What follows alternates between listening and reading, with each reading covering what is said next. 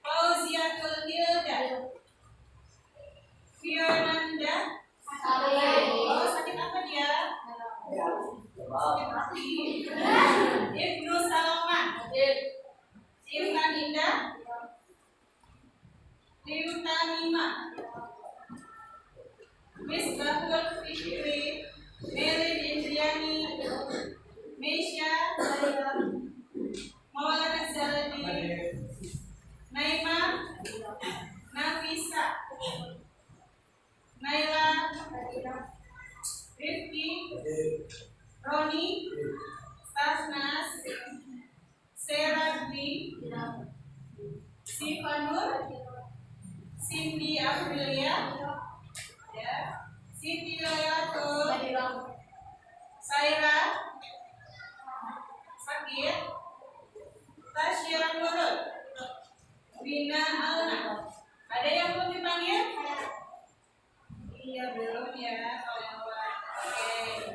Baik, kita doakan yang sakit semoga lekas sembuh. Baik. Kita mulai belajar. Hari ini kita akan belajar tentang teori kedaulatan. Ada gambar siapa ini ya? Gambar JJ Rusau, terus Daullah, terus Omar Sobas, terus Montesquieu. Mereka adalah para ahli filsuf tentang teori kedaulatan. Ya, coba karena kita sekarang belajar teori kedaulatan, ada tujuannya ternyata. Coba Adi bacakan tujuan pembelajaran kita pada hari ini. Dibacakan ini yang keras suaranya. Peserta didik dapat mengidentifikasi teori-teori kedaulatan yang berkembang dalam sistem pemerintahan di dunia dengan baik. Peserta didik dapat menyimpulkan tentang perbedaan teori-teori kedaulatan yang pernah ada serta dapat menilai manakah teori kedaulatan yang diterapkan di Indonesia dengan benar. Peserta didik dapat turut mendukung pelaksanaan penerapan teori kedaulatan yang sesuai untuk negara Indonesia agar berjalan dengan baik dalam penerapannya.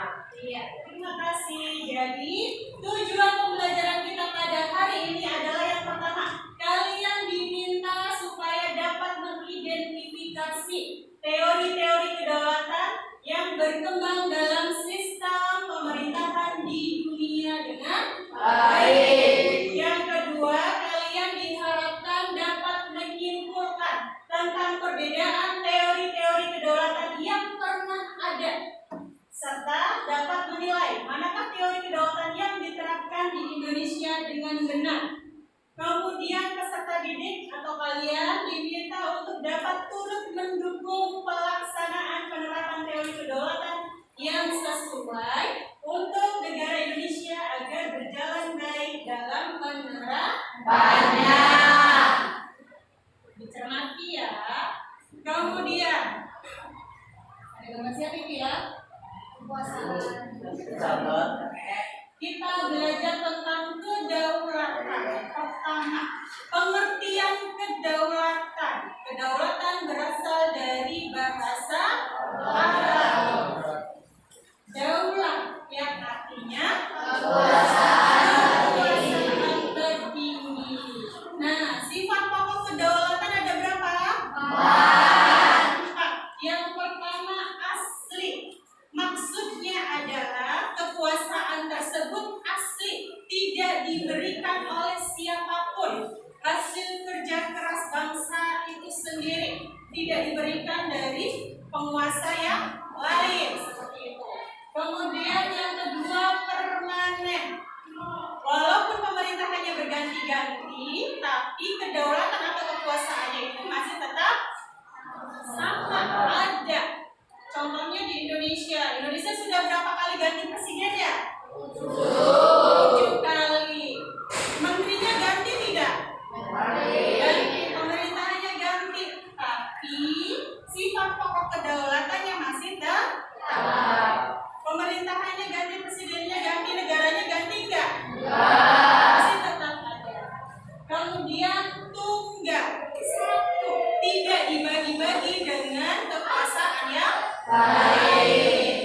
Yang keempat, tidak terbatas. Tidak ada batasannya kekuasaan tersebut. Tidak dibatasi oleh kekuasaan yang lain.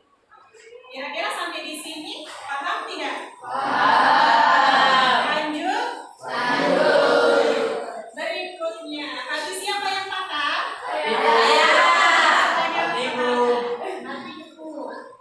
Kedaulatan atau kekuasaan negara terdiri dari dua bentuk atau dibagi menjadi dua.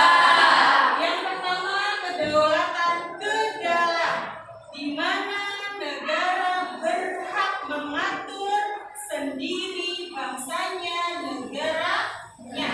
Contohnya, menentukan pajak, apalagi itu?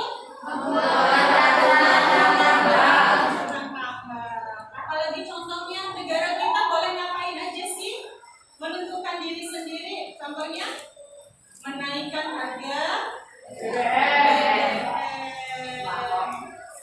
menaikkan harga sembako, minyak. Terus yang kedua, kedaulatan keluar. Berarti negara berhak boleh mengatur atau berhubungan dengan negara lain. Contohnya mengadakan perjanjian dengan negara lain. Boleh apa enggak? Karena kita punya kekuasaan. Kemudian menyatakan perang atau perdamaian. Jadi kita boleh nih perang sama negara lain, tentunya harus dengan perjanjian terlebih dahulu. Kenapa harus dengan perjanjian kalau mau perang? Karena sudah ada peraturan yang mengatur. Itu perjanjian perang internasional.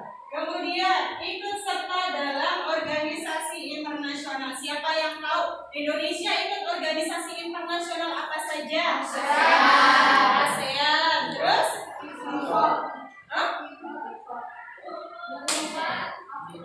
Apa PBB, terus banyak ya, ada Rio, UNESCO dan lain sebagainya.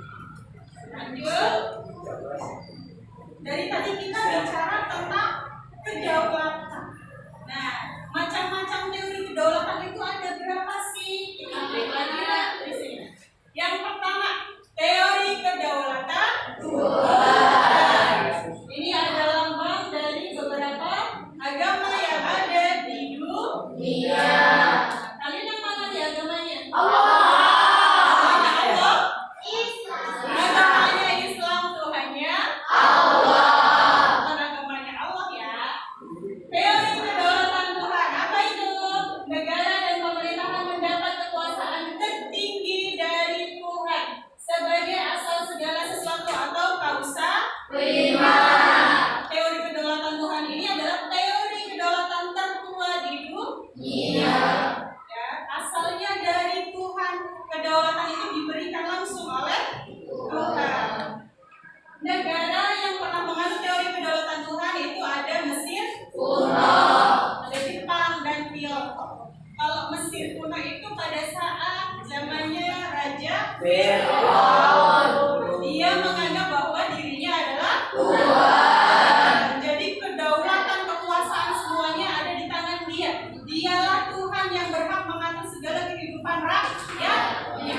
Kemudian yang kedua ada negara Jepang pada saat Kaisar siapa ya? Kaisar siapa? Tenohaika. Orang Jepang agamanya apa ya? Shinto. Agamanya Shinto. Agama Shinto itu menyembah matahari. Kaisar Jepang dianggap sebagai titisan dewa matahari. Dia menganggap dirinya itu Tuhan di dunia, sebagai perwakilan Tuhan di dunia dan berhak mengatur kekuasaan yang ada di negara Jepang. Itu teori kedaulatan Tuhan.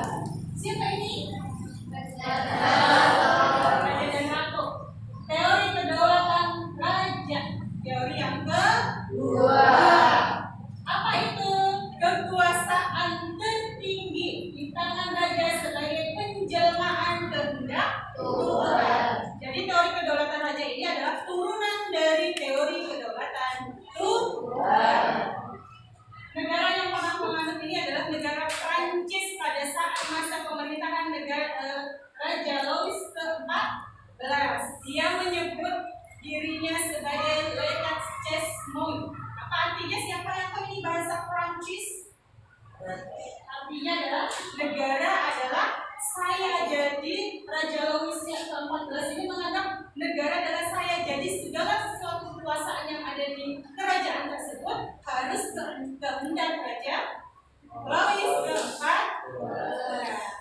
Indonesia menganut teori kedaulatan raja tidak? Kenapa?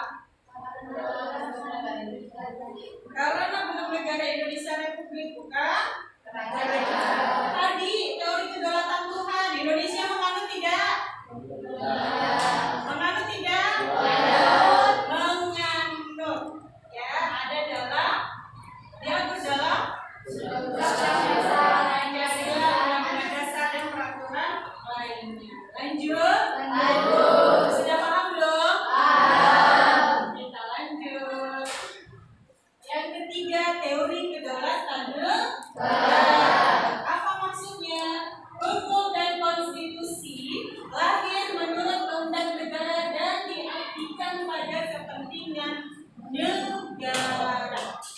Jadi, negaralah yang berkuasa, negaralah yang berdaulat atas kehidupan warga negaranya yang ada di dalamnya.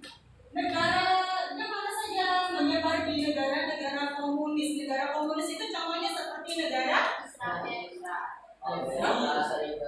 Cina, terus dulu ada Rusia juga, mereka menganut teori kedaulatan negara. Yang harus nurut apa kata negara. Hukum tertinggi ada pada negara. Itu teori kedaulatan negara. Indonesia menganut tidak? Indonesia menganut. Ya, ada diatur dalam undang-undang dasar. Ada gambar Dewi Tenis. Siapa itu Dewi Tenis? Ada yang kenal? Dewi kesimpangan pakainya Dewi keadilan. Namanya Dewi Tenis. Ini lambang hukum di dunia itu Dewi Tenis. Teori kedaulatan hukum. Apa itu teori kedaulatan hukum? Kekuasaan pemerintah berasal dari hukum yang berlaku. Negaranya mana saja yang menganut? Contohnya ada Indonesia, ada negara Swiss. Hukum tertinggi di negara kita apa? Hukum tertinggi dalam undang-undang dasar. Ingat ya, tata urutan peraturan perundang-undangan. Yang tertinggi ada undang-undang dasar. Semuanya diatur dalam undang-undang dasar, nanti dijabarkan, diturunkan melalui peraturan perundangan yang ada di bawahnya. Ingat? Indonesia mengatur teori kedaulatan hukum. Yang terakhir, yang kelima, ada teori kedaulatan rakyat. Apa itu? Sebagai pemegang kekuasaan tertinggi, rakyat memberikan sebagian kekuasaannya pada penguasa yang dipilih oleh rakyat. Berarti kita sebagai rakyat memberikan kekuasaan kita kepada wakil kita. Mungkin nggak 270 sekian juta jiwa orang Indonesia itu membuat peraturan perundang-undangan? Mungkin tidak? Tidak mungkin. Jadi diwakilkan melalui pemilihan umum saat pemilu, ya kan? Nah, itu sistem demokrasi nanti maksudnya. Contoh negara yang menganut ada Indonesia, ada Amerika Serikat. Mereka menganut kedaulatan rakyat. Kemudian ahli filsufnya yang terkenal itu ada Montesquieu. Montesquieu membagi kekuasaan negara menjadi 3 kekuasaan.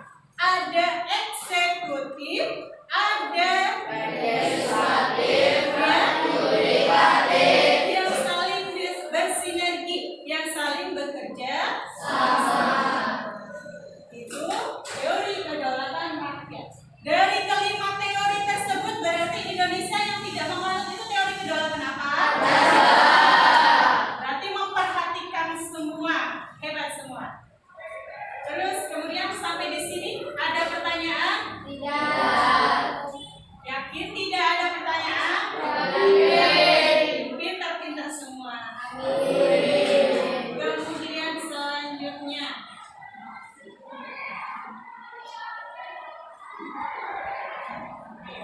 Bentar ya.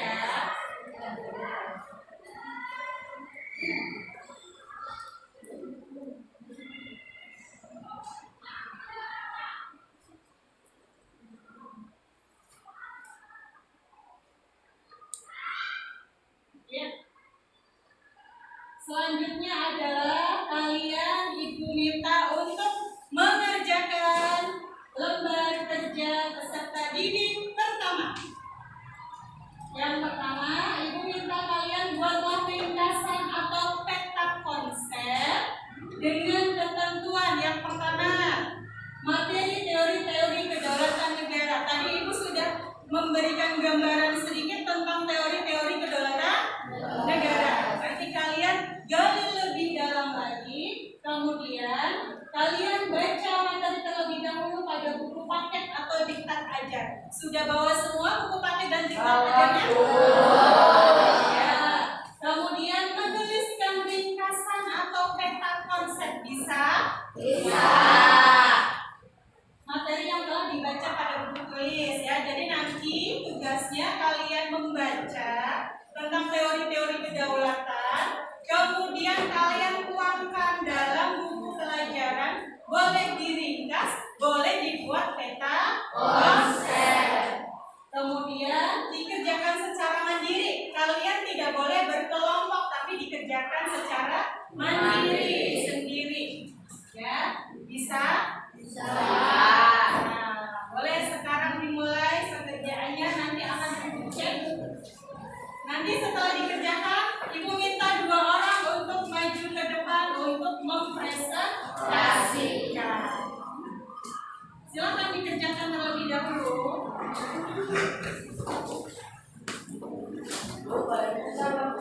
Tidak boleh dikerjakan sendiri. Coba Ibu pengen tahu hasil kerja mandiri kalian.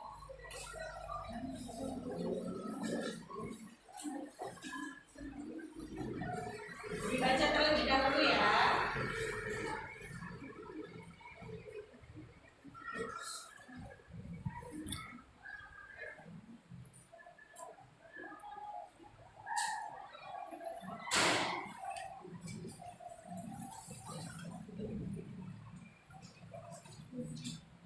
Kalau ada pertanyaan boleh angkat tangan.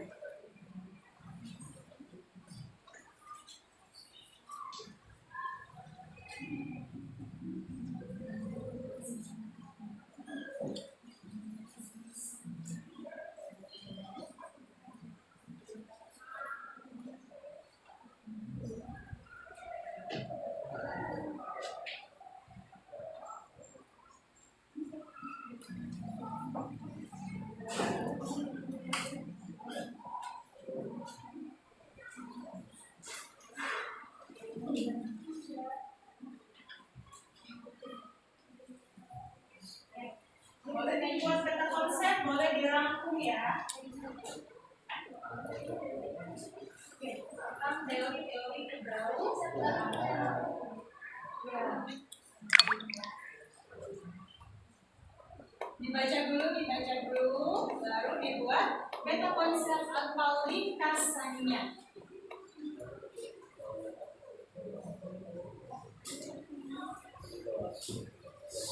Semua kelima-limanya ya, jangan salah satu.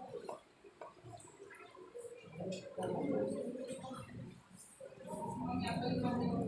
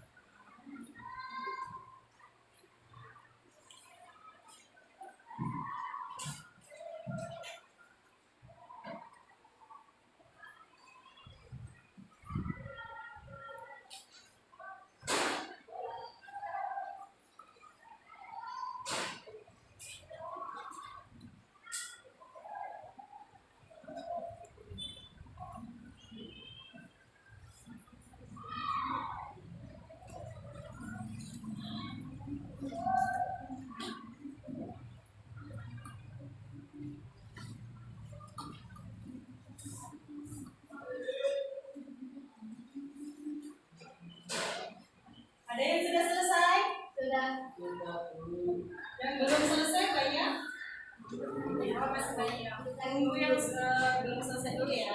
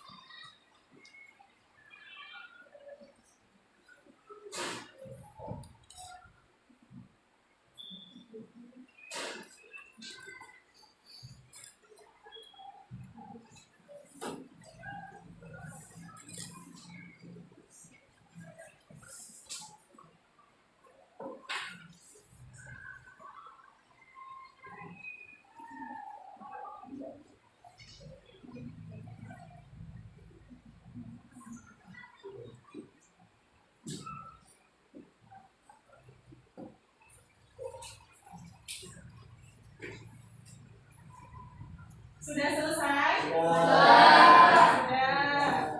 Baik. Kalau sudah selesai, ini yang presentasi ditunjuk atau sukarela? Ditunjuk bintang 5 loh. Oh, ditunjuk saja.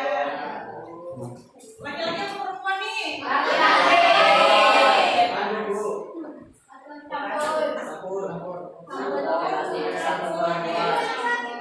Aldi, ayo maju mempresentasikan hasil kerjanya. Silakan ke depan.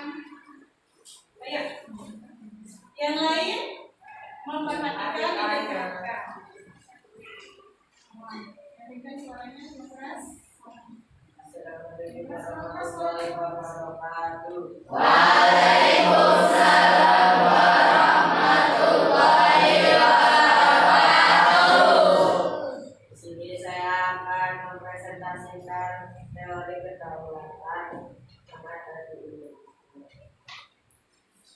Teori kedaulatan dibagi menjadi 5. Yang pertama, teori kedaulatan Tuhan, kedaulatan raja, kedaulatan negara, kedaulatan hukum, dan kedaulatan rakyat.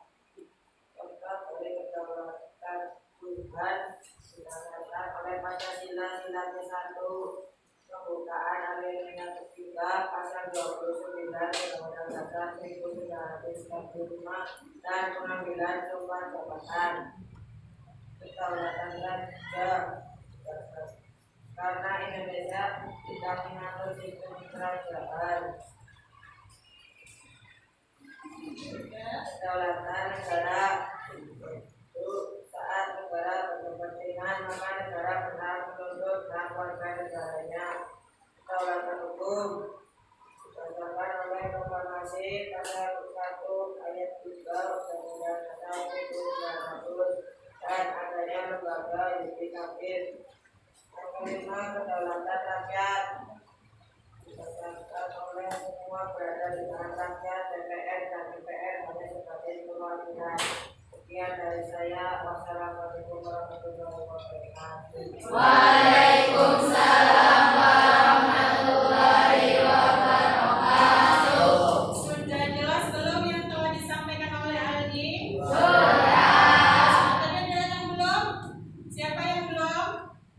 Berarti satu lagi ya yang maju ya. Tepuk tangan buat Aldi.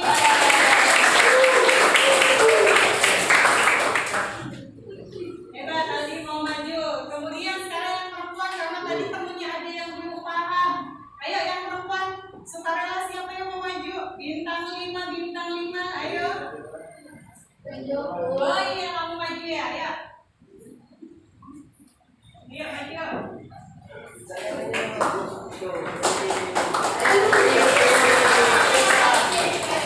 Teman-temannya memberikan semangat. Suaranya yang keras ya. Assalamualaikum warahmatullahi wabarakatuh. Waalaikumsalam warahmatullahi wabarakatuh. Di sini saya akan menjelaskan tentang teori kedaulatan negara. Teori kedaulatan negara dibagi menjadi 5. 1. Kedaulatan Tuhan, kedaulatan raja, kedaulatan negara, kedaulatan hukum, dan kedaulatan rakyat. Kedaulatan Tuhan didasarkan pada Pancasila sila ke-1, pembukaan alinea ketiga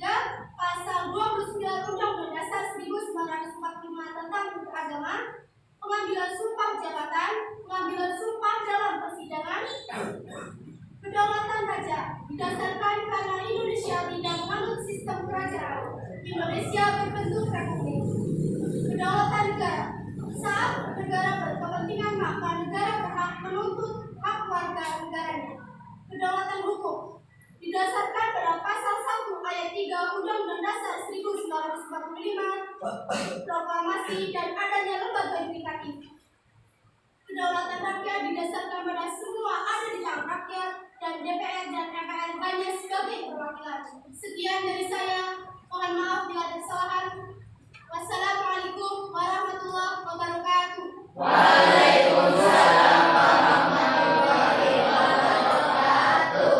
Yang sudah disampaikan tadi sudah jelas dong? Tambah paham?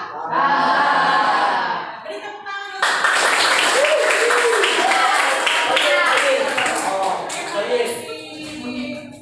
Baik.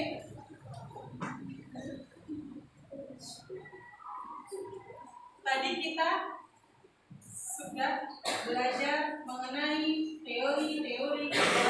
Ada berapa teori? 5.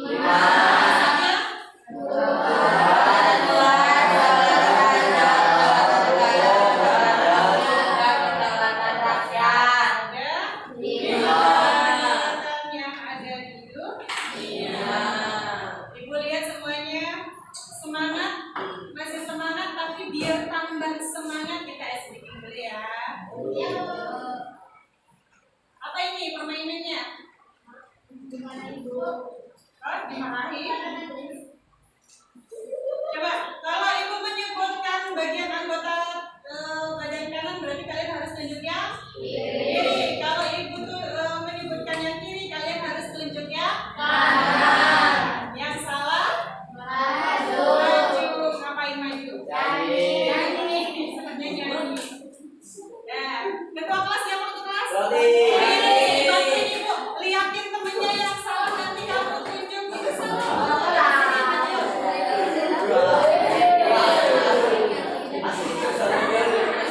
Kamu liatin temennya yang salah,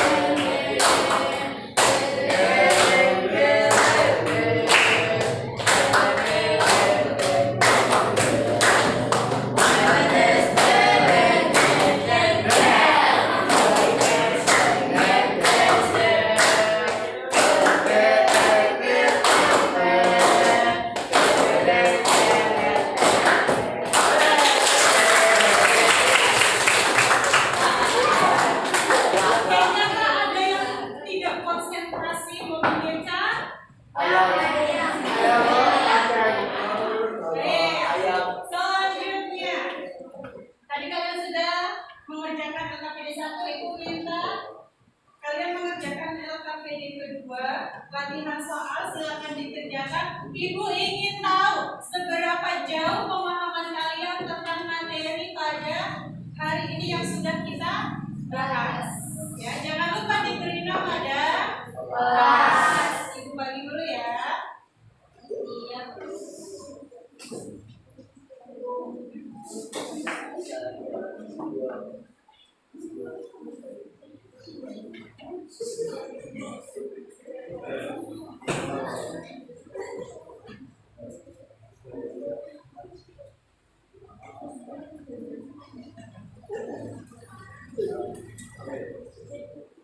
Ini dikerjanya di sini ya, Bu. Bu, kalau kerjanya di sini. Ya, langsung di situnya ya.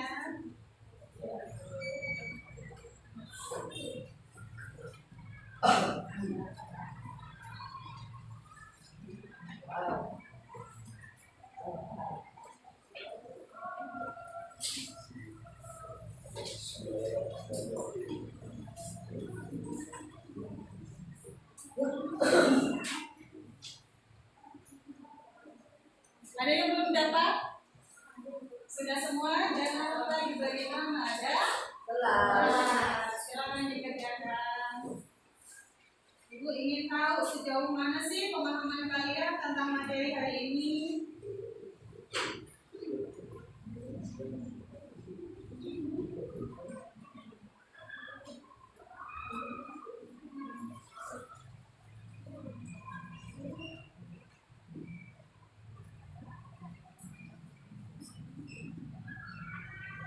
Ada kesulitan? Ada yang mau bertanya? Silakan kalau ada kesulitan ya.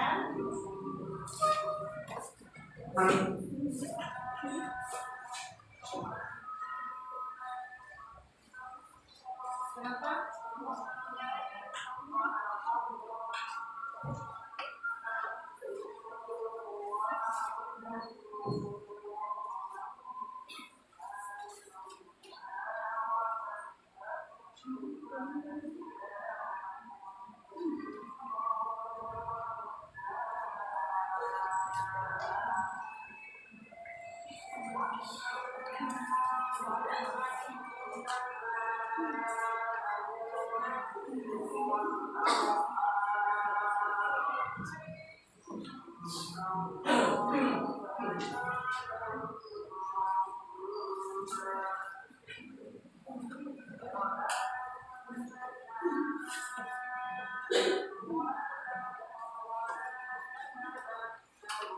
Ada yang sudah selesai? Saya Bu. Saya, Bu. Yang lain sudah selesai belum? Belum. Oh, kita tunggu sebentar ya.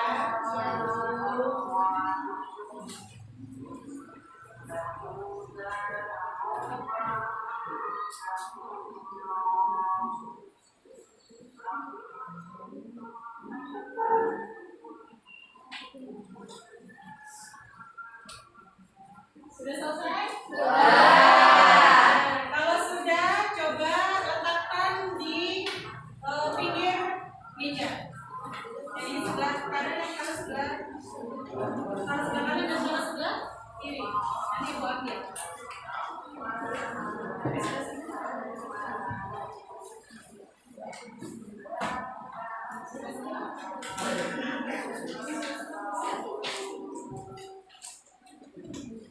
Ibu jadi satu depan, di pinggir.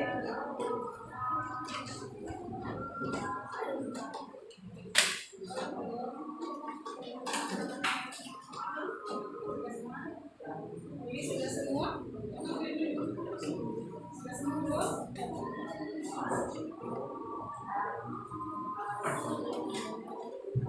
Sudah?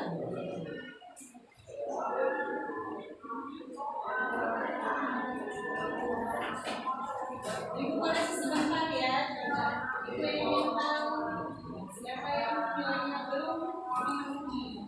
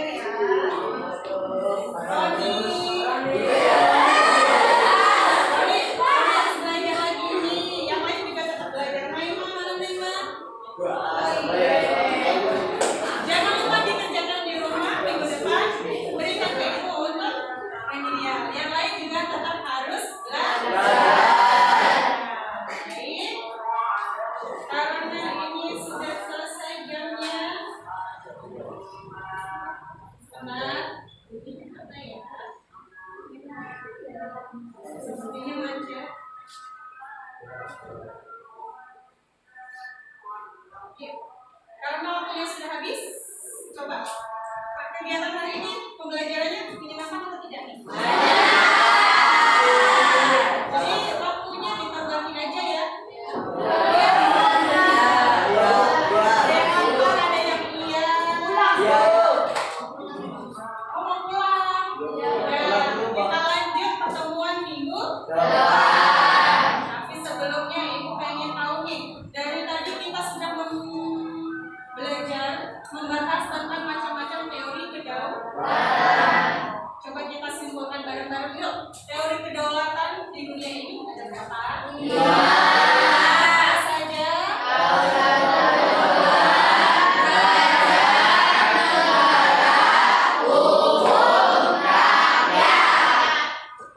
Kalau Indonesia menganut teori kedaulatan apa saja?